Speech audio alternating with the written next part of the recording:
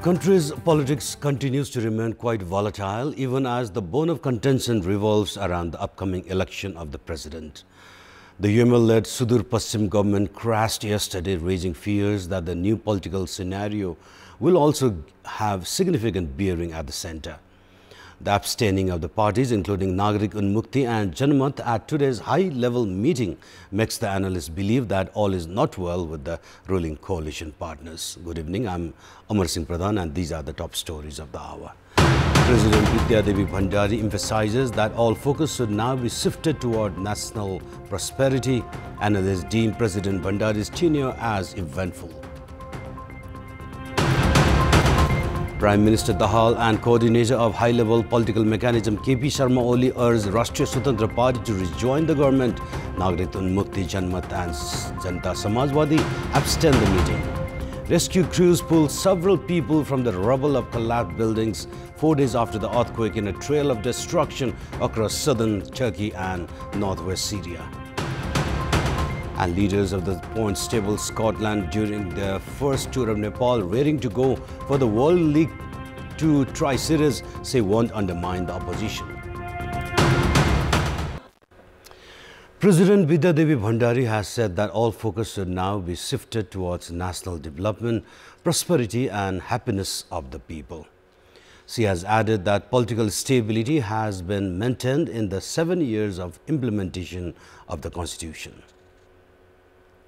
Addressing the joint meeting of the Federal Parliament today, President Bhandari said that the past 7 years have been instrumental for implementation of the Constitution. Saying that the national politics had taken a proper course, President Bhandari added that the focus should now shift towards ensuring development and prosperity. She also claimed that Nepal had made great progress in economic and political sectors. However, she has questioned the pace of development. Saying that the national economy was at a crucial phase, President Bhandari identified the need for finding immediate short-term and long-term solutions. She urged the government to prioritize the development of manufacturing sector to ensure economic development, control inflation and curb trade deficit. Despite some improvements in economic indicators, President Bhandari added that there was no room to remain laid back. She also recommended to prioritize security of investment, construction of infrastructures, industries and creation of employment opportunities. President Bhandari also identified the need for improvement in policies for extending the stay of tourists and search for new tourist destinations. She further noted that basic criteria had to be set for health infrastructures and urged for motivating the human resources of health sector. The President stressed on efficient performance of all state entities to ensure economic prosperity and strengthening of democracy as envisioned by the Constitution of Nepal. President Vidya Devi Bhandari's 7-year-long tenure that began on 28th of October 2015 is set to end on March 13 next month. Bhandari's second term as the ceremonial head, which began on March 13, 2018, has been quite eventful.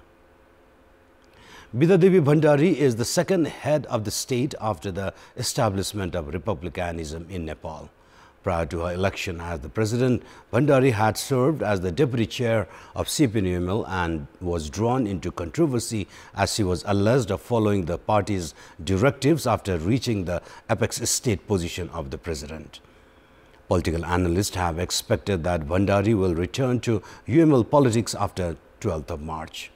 She was alleged of not certifying the citizenship bill, which was endorsed twice by both houses of the parliament during the term of Sher Bahadur Deuba-led government. Despite the president not having the executive rights, Bhandari had not implemented the government's recommendation. Her role was further criticized after she immediately endorsed the recommendation of erstwhile Prime Minister KP Sharma Oli to dissolve the House of Representatives on 20th of December 2020 and declared dates for new elections. Again on 22nd May 2021, Bhandari endorsed another dissolution of the House of Representatives as she faced intense backlashing. She has also been alleged of involvement to resolve parties' internal disputes. However, CPI-UML parliamentarians have said that there was no need to criticize the entire term of the president. Parliamentarians have said that individuals who can respect and enhance the dignity of the position of the president should be considered for the role. Even as Bhandari is criticized for numerous factors, the name of Bhandari will go down in the country's history as the first woman president of the country. Prime Minister and CPN Maoist Center Chairperson Pushpa Kamal Dahal and coordinator of the high-level political mechanism formed to assist the government and CPN-UML Chair KP Sharma Oli have urged Rashtriya Swatantra Party to rejoin the government. The meeting of the high-level political mechanism today held at Balwatar suggested that Rashtriya Swatantra Party, which had recently quit the government, should make a comeback. Janta Samajwadi Party Chairperson Upendra Yadav, Nagrik Unmukti Party Chair Ranjita Shrestha and Janmat Party Chair C.K. Raut, however, did not attend the much-touted meeting today. The mechanism has delved into topics including recent political developments, vacant ministerial portfolios and preparations of parties for the presidential election. Before the meeting of the mechanism, Prime Minister Dahal had held a separate parley with UML Chair Oli. Indian Foreign Secretary Binay Mohan Quatra is set to arrive in Kathmandu on 13th of February, coming Monday, for a 3-day official visit. India's former envoy to Nepal and current Foreign Secretary is to arrive in Kathmandu for bilateral talks and to invite Prime Minister Pushpa Kamal Dahal for India visit. Despite homeworks for the Prime Minister's India visit, the Ministry of Foreign Affairs is yet to set a date for the official tour. Prime Minister Dahal had also noted that his first official visit after assuming office would be to India.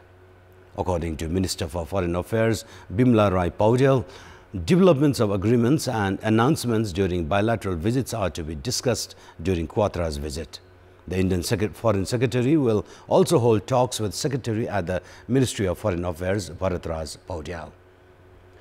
The previous secretary-level meeting was held on 13th of September and 14th of September 2021 in New Delhi. Quatra was the Indian ambassador for Nepal between March of 2020 to April last year. According to the Ministry of Foreign Affairs, Foreign Secretary Quatra will also hold parleys with President Bidyadevi Bhandari, Minister for Foreign Affairs Bimla Rai Paudel, Nepali Congress President Sher Bahadur Deuba and CPI-UML Chair KP Sharma Oli. Newly appointed Chief Minister of Sudur Paschim Province Kamal Bahadur Saha has been administered his oath of office and secrecy and has also appointed 2 ministers. Chief Minister Sahi has appointed Prakash Bahadur Deuba, Provincial Assembly Member of Nepali Congress, as the Minister for Physical Infrastructures, while Naresh Bahadur Sahi of CPN Unified Socialist has been appointed the Minister for Financial Affairs. Following appointment as the ministers, Deuba and Sahi were administered the oath of office and secrecy at a special program organized at the office of the province governor. Prior to this, Chief Minister Kamal Bahadur Saha was administered his oath of office and secrecy by Province Governor Debraj Joshi. Saha was appointed the Chief Minister as the leader of the largest party of the Provincial Assembly yesterday. And in our Public Voice segment, we have asked what should be done to protect the country from political instability. Let's take a look at what they have to say. Public Voice. राष्ट्रिय सहमतिमा सरकार बनाउनु पर्छ जनताको भावनालाई बुझेर राजनीतिक शुद्धिकरण गरेर अगाडि बढ्नु पर्छ राजनीतिक दलहरु परिवर्तनकारीहरुलाई समेटेर अगाडि बढ्नु पर्छ आफ्नै बारेमा मात्रै सोच्दा देशको बारेमा के सोच्छ कुनै एउटा पार्टीले बहुमत ल्याउनु पर्छ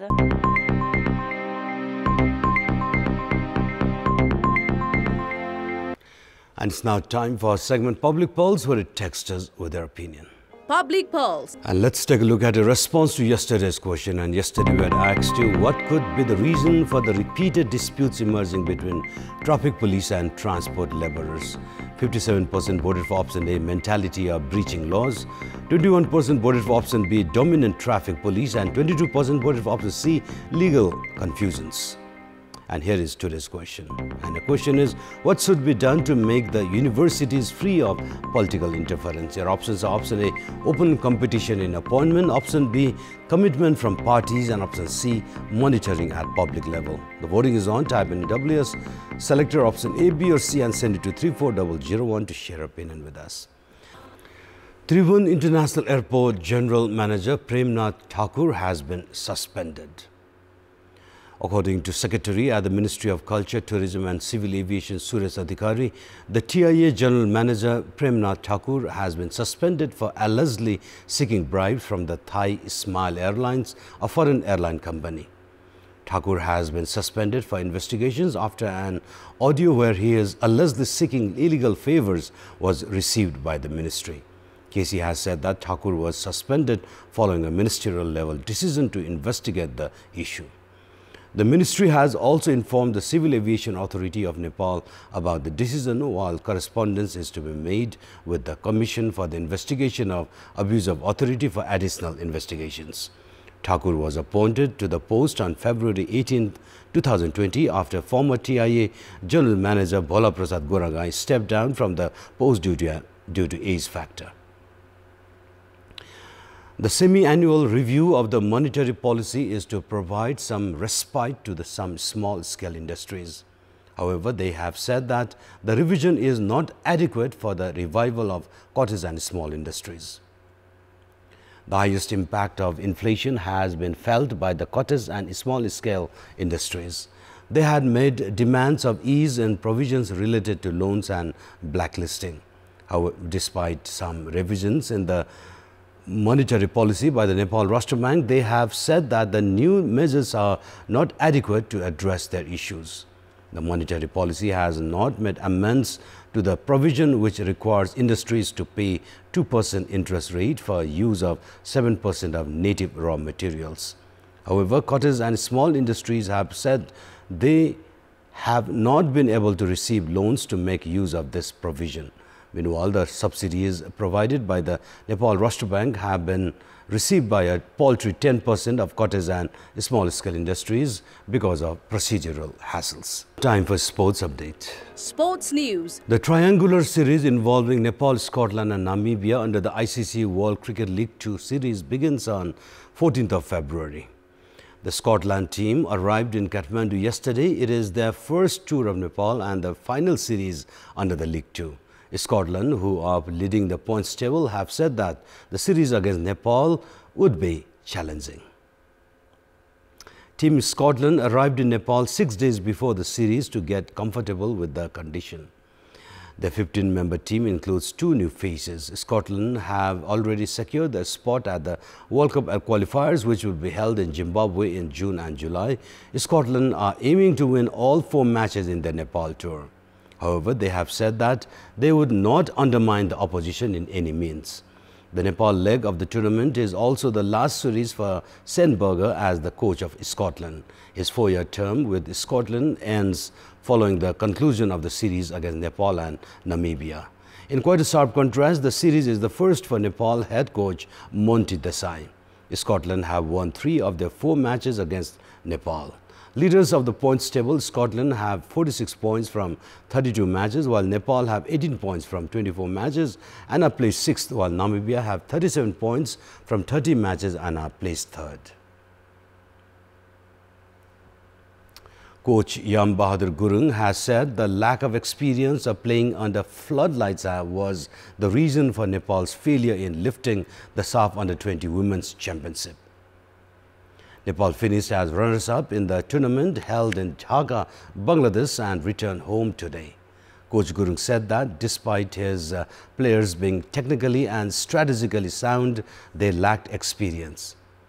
He added that the Nepali Eves did not have the experience of playing friendlies against international sides before competing in big tournaments. And time for weather update.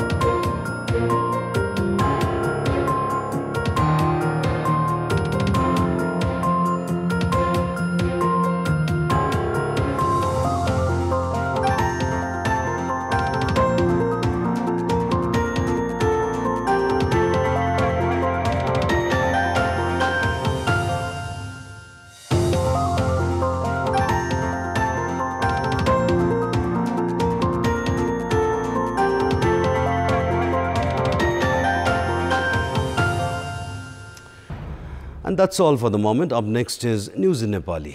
Good night.